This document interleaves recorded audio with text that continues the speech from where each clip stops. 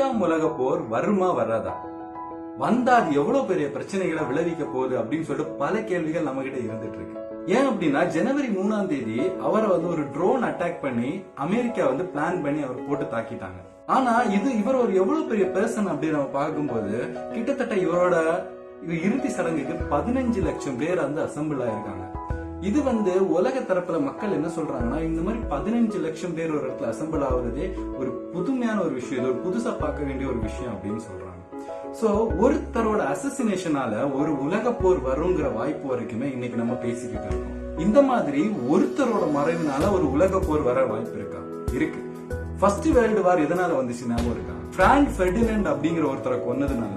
So இந்த வீடியோல நம்ம உலக போர் வரதுக்கான பாசிபிலிட்டி இருக்கா, அப்படி ஒருவேளை உலக போர் வந்துச்சுன்னா அதனால இந்தியா என்னென்ன கான்சிக்வன்சஸ் நம்ம மீட் பண்ண போறோம் அப்படிங்கிற ஒரு டீடைலான வீடியோவை தான் இந்த வீடியோ இருக்க போகுது.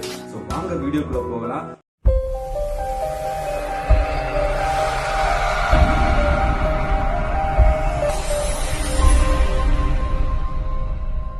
ரெண்டு வாரத்துக்கு முன்னாடி யுஎஸோட ஒரு எம்பசி ஈராக்ல இருக்கிற எம்பசியில ஒரு அட்டாக் நடக்குது.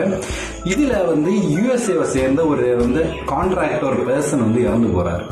இந்த விஷயத்துக்காக தான் அமெரிக்கா ஈரான் அட்டாக் பண்றாங்க. அதுல இங்க பிளான் பண்ணி இந்த சோலைமலையை அட்டாக் பண்ணி கொண்டுறாங்க. இதுல யுஎஸ்ஏ தரப்புல சொல்லப்படுற விஷயம் என்ன அப்படின்னா, அமெரிக்கா மேல ஏற்படுற அட்டாக்கு மேஜரா இவர் தான் காரணம், அதனாலதான் இவரை போட்டு தரனதா அமெரிக்கா சொல்லியிருக்காங்க. இதுக்கு ஈரான் பதிலடி கொடுப்போம் அப்படின்னு கூட சொல்லியிருக்காங்க. ஆனா அமெரிக்கா ஈரானை நாங்க கிட்டத்தட்ட ஈரான்ல 52 இடத்த டார்கெட் பண்ணிருக்கோம். சோ எப்ப வேணாலும் நீங்க எங்களை அட்டாக் பண்ணீங்க அப்படின்னா, நீங்க ஏதாவது ஒரு அமெரிக்கர் அட்டாக் பண்ணீங்க அப்படின்னா எங்களோட தாக்குதல் இந்த 52 இடத்துலயுமே இருக்கும் அப்படின்னு சொல்லி ஈரானை அமெரிக்கா அச்சுறுத்தி இருக்காங்க.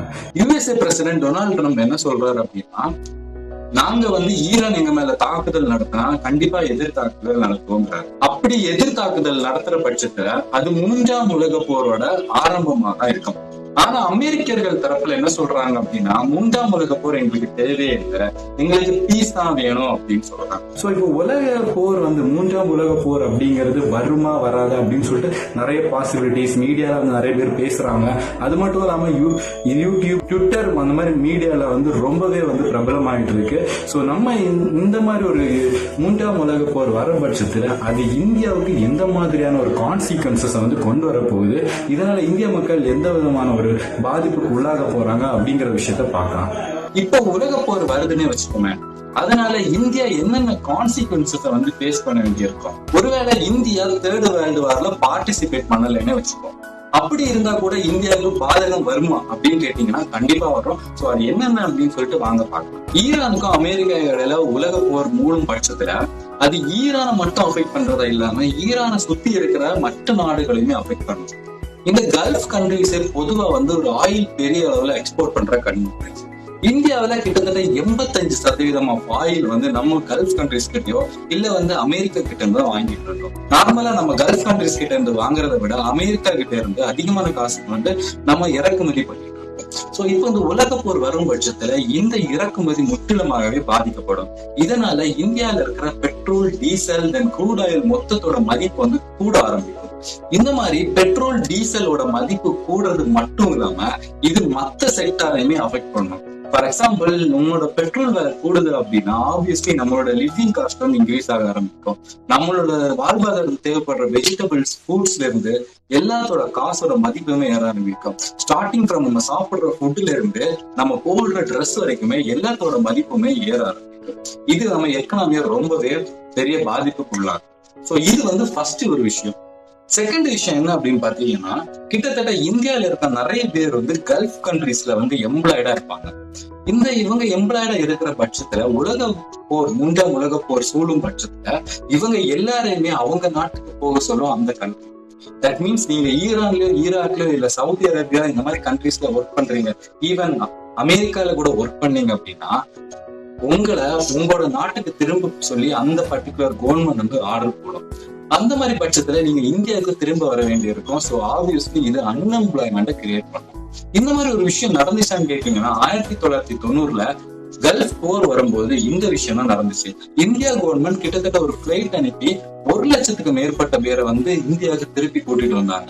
இதனால பெரிய அளவுல அன்எம்ப்ளாய்மெண்ட் இந்தியால கிரியேட் ஆகிறதுக்கான பாசிபிலிட்டிஸ் ரொம்ப அதிகமாவே இருக்கு. இது வந்து 2வது பாயிண்ட். 3வது பாயிண்ட் என்ன அப்படின்னு பாத்தீங்கன்னா, கிட்டத்தட்ட 35% நம்ம வந்து அதிகமான பொருளை யாருக்கிட்ட இம்போர்ட் பண்றோம்னா இந்த கல்ஃப் கண்ட்ரிஸ் கிட்ட இருந்து தான் இம்போர்ட் பண்றோம். அதே மாதிரி கிட்டத்தட்ட 55% எக்ஸ்போர்ட்ஸ் வந்து யாருக்கு போகுது அப்படின்னா கல்ஃப் கண்ட்ரிஸ்க்கு தான் போகுது. சோ இந்த மாதிரி இருக்கிற பட்சத்துல நம்ம வேர்ல்டு வார் 3ல வந்து இவன் நம்ம பார்ட்டிசிபேட் பண்ணாம இருந்தா கூட நம்மளோட இம்போர்ட்ஸும் நம்மளோட எக்ஸ்போர்ட்டுமே ரொம்ப அதிகமா பாதிப்படையும். இதனால நம்மளோட எக்கனாமிக் குரோத்ங்கிறது ரொம்ப அதிகமா அஃபெக்ட் ஆகும். சோ என்னதான் இந்தியா வந்து வேர்ல்டு வார் 3ல பார்ட்டிசிபேட் பண்ணலைனாலும் அது வந்து ஃபேஸ் பண்ண போற கான்சிக்வன்சஸ் ரொம்ப பெரிய விஷயமா இருக்க போகுது. சோ வேர்ல்டு வார் 3 வந்ததுக்கு அப்புறம் உலகம் இருக்குமான்னு கேட்டா கண்டிப்பா இருக்குமாங்கிறது ஒரு பெரிய சந்தேகமான ஒரு விஷயம். ஏன் அப்படின்னா, செகண்ட் வேர்ல்டு வார் முடிவுல அமெரிக்கா கிட்ட மட்டும்தான் நியூக்ளியர் வெப்பன் இருந்துச்சு, ஜப்பான் கிட்ட கிடையாது. இதனால ஜப்பானுக்கு வேற வழி இல்ல, சோ சரண்டர் ஆயிடுச்சு. ஒருவேளை ஜப்பான் கிட்ட நியூக்ளியர் வெப்பன் இருந்திருந்தா அப்பவே மேபி இந்த உலகமே அழிஞ்சிருக்கலாம். சோ ஆனா இந்த காலகட்டத்துல எல்லார்கிட்டயுமே மேஜரா நியூக்ளியர் வெப்பன் இருக்குது. சோ 3ஆம் உலக போரோட தொடக்கம்ங்கிறது கண்டிப்பா இந்த உலகத்தோட முடிவாதான் இருக்க முடியும். சோ தேர்ட் வேர்ல்டு வார் வரக்கூடாதுன்னு சொல்லிட்டு நீங்களும் நானும் நம்புறோம். சோ நெக்ஸ்ட் வீடியோல மீட் பண்றோம். Love you.